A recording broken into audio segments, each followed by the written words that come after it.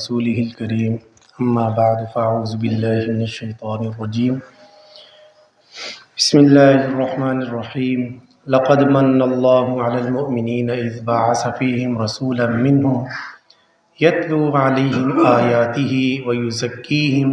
ويعلمهم الكتاب والحكمة صدق الله العظيم قال النبي صلى الله عليه وسلم من قال في القرآن بغير علم فليتبوأ مقعده من النار رواہ ابو داود او کما قال صلی اللہ علیہ وسلم۔ میرے واجب التکریم والتعظیم معزز سامعین، جیسا کہ آپ حضرات کو معلوم ہے کہ ہم نے تفسیر القرآن شروع کرنی ہے، اور اس سے قبل چند تمہیدی باتیں جو پہلے بھی دو سبق میں عرض کر چکا ہوں۔ آج کے سبق کے اندر ہم علم تفسیر جو ہے وہ کیا ہے اور اس کے متعلق ہم سیکھیں گے انشاءاللہ العزیز۔ اگلے ہفتے سے باقاعدہ سورہ فاتحہ کا آغاز کیا جائے گا۔ تو علم تفسیر کیا ہے؟ خود آپ صلی اللہ علیہ وسلم نے صحابہ اکرام رضوان اللہ علیہم اجمعین کو تفسیر پڑھائی ہے، جس طرح اللہ تبارک و تعالی نے ارشاد فرمایا ایک دوسرے مقام پر لِتُبَيِّنَ لِلنَّاسِ، کہ ہم نے اس قرآن کو آپ پر اتارا ہے تاکہ آپ لوگوں پر اس کو بیان فرمائیں۔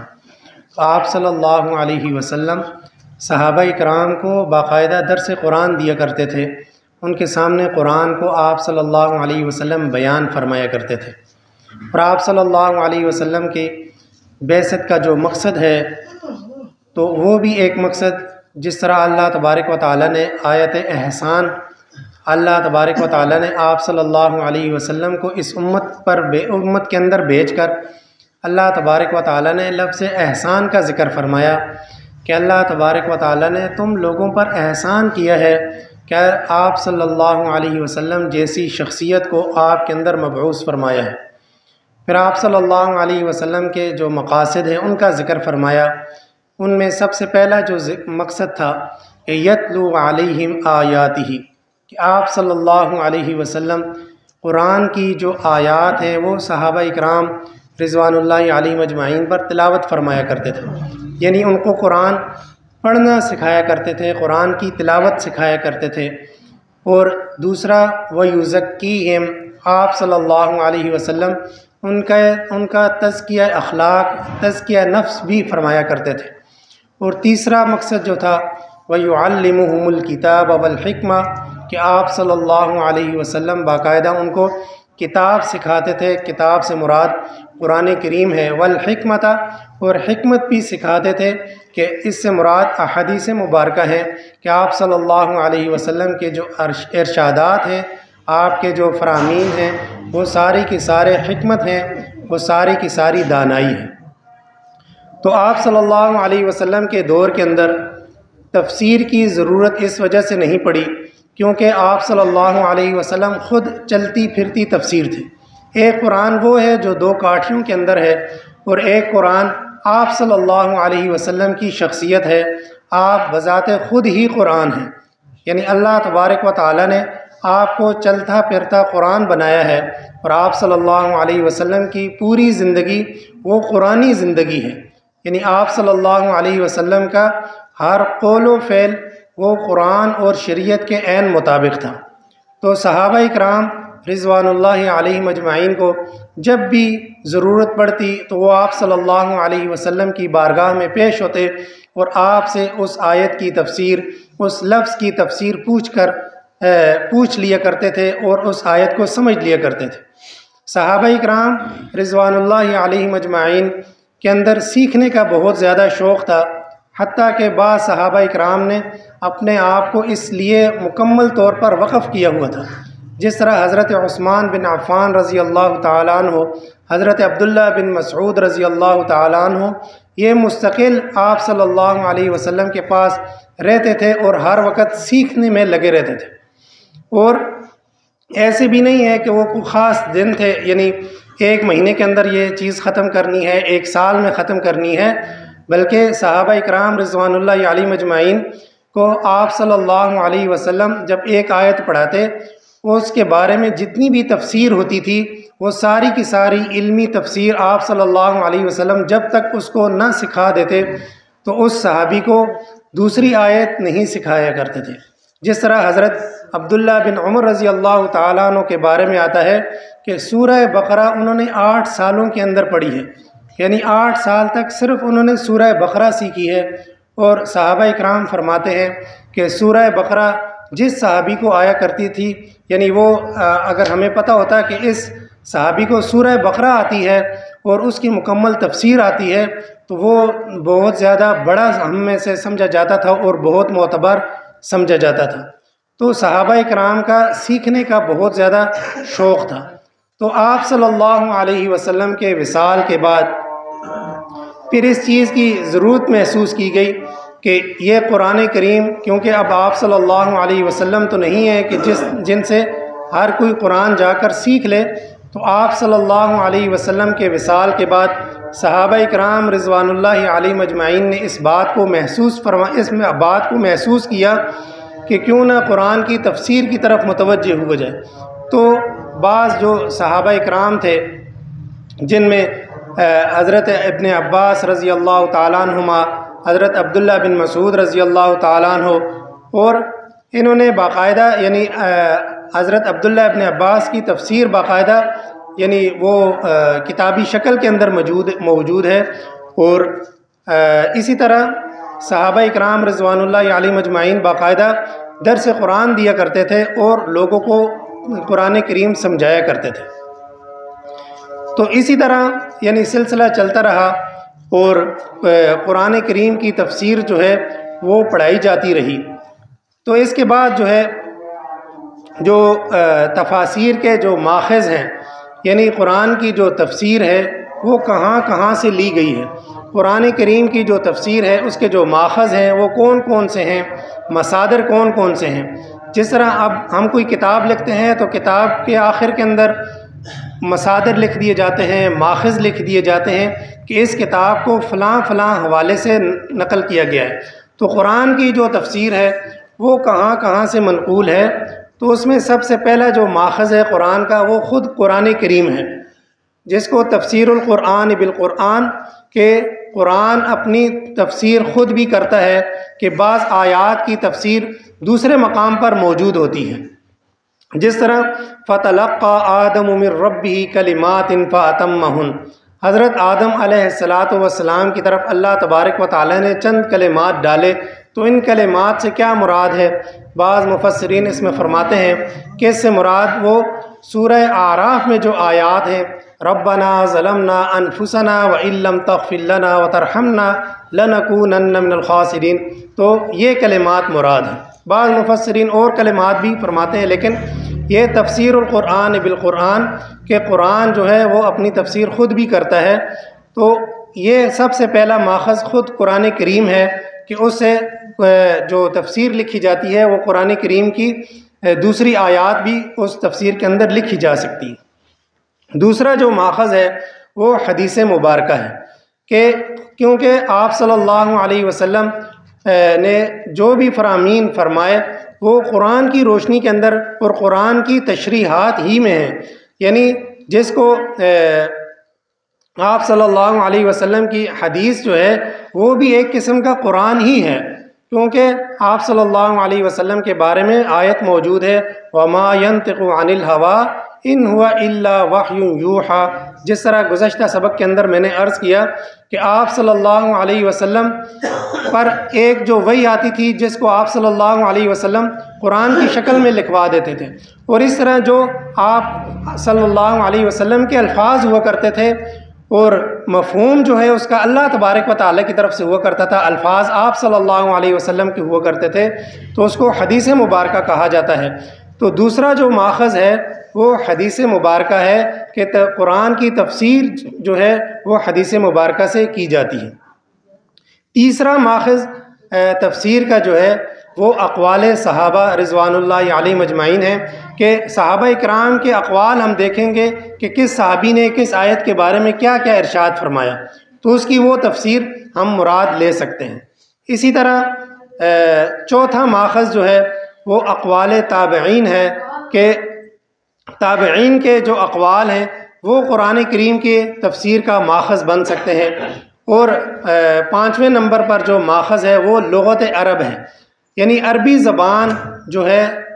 اور عربی جو جس کو لغت کہا جاتا ہے، جس کو ڈکشنری کہا جاتا ہے، وہ بھی قرآن کا ماخذ ہے۔ جب حضرت عثمان بن عفان رضی اللہ تعالیٰ عنہ خلیفہ ثالث نے جب قرآن کو نشر کرنے کی ذمہ داری اپنے ذمے لی تو اس وقت انہوں نے 4 لوگوں کی ایک جماعت بنائی تھی، جن میں حضرت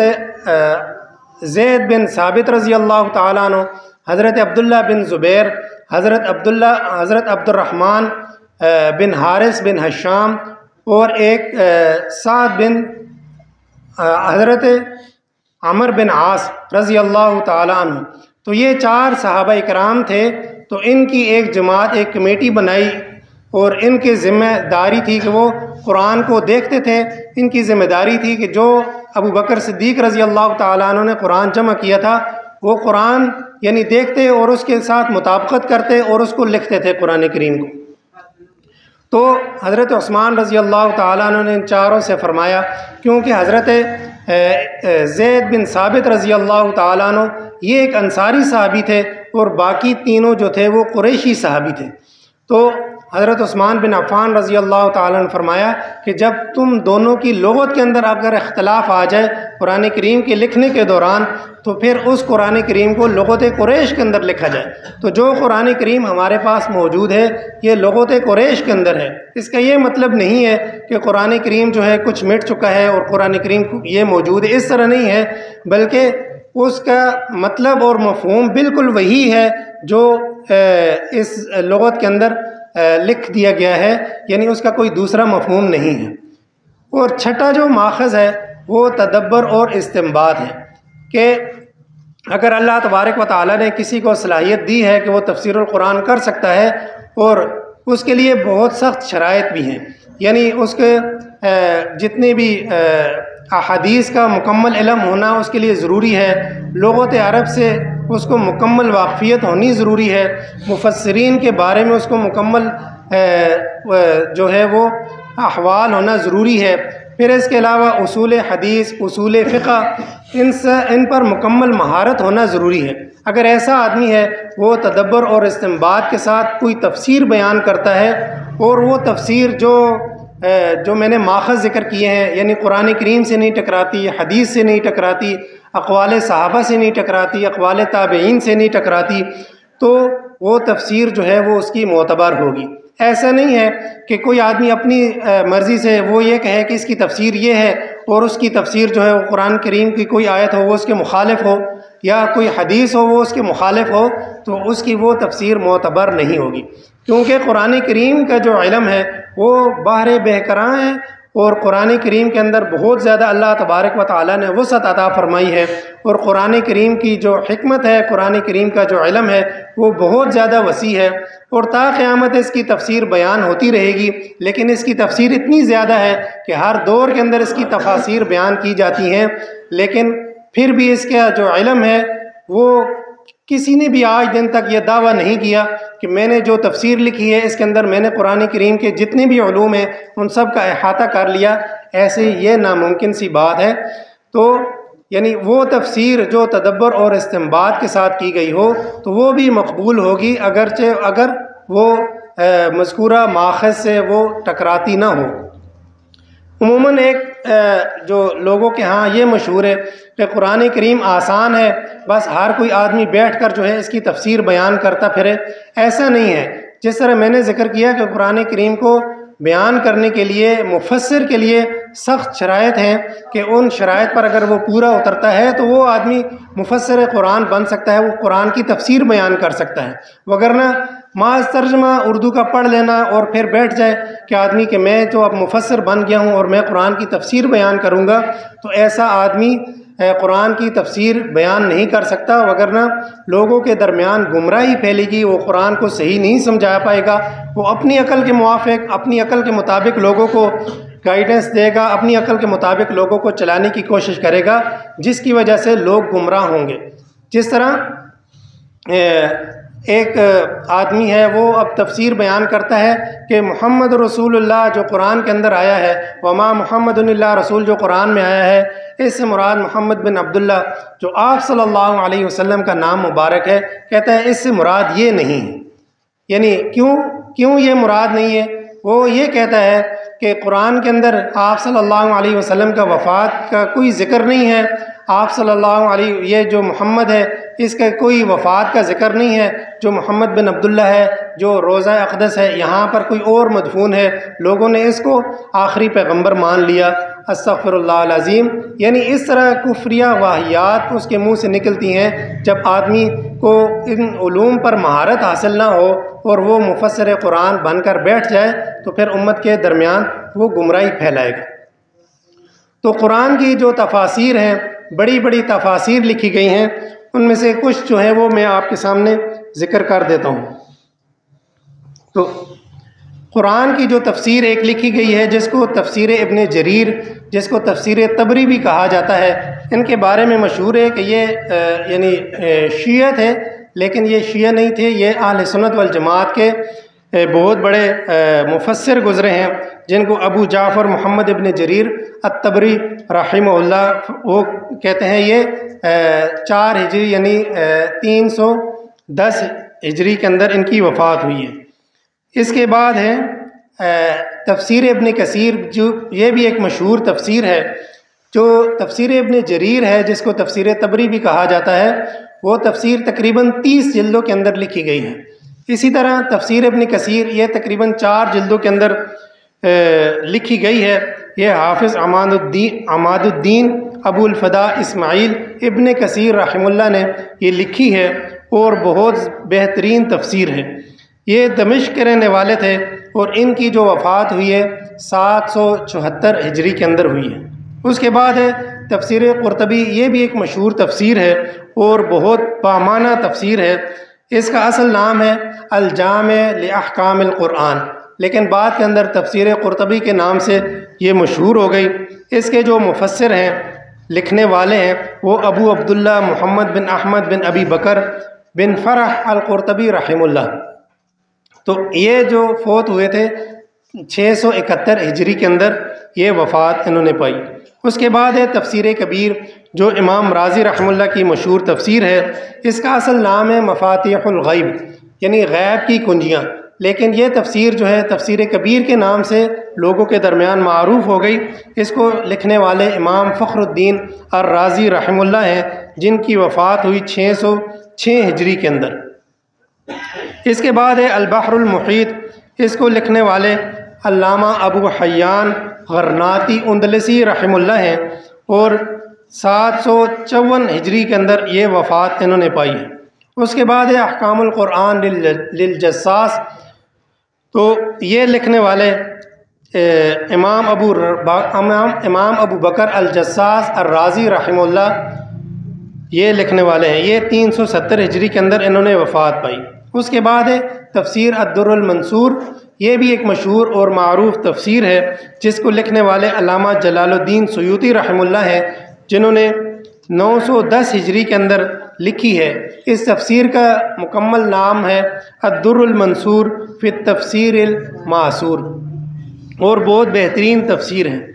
اس کے بعد ہے تفسیر مظہری، یہ بھی ایک مشہور اور معروف تفسیر ہے جس کو لکھنے والے علامہ ثناء اللہ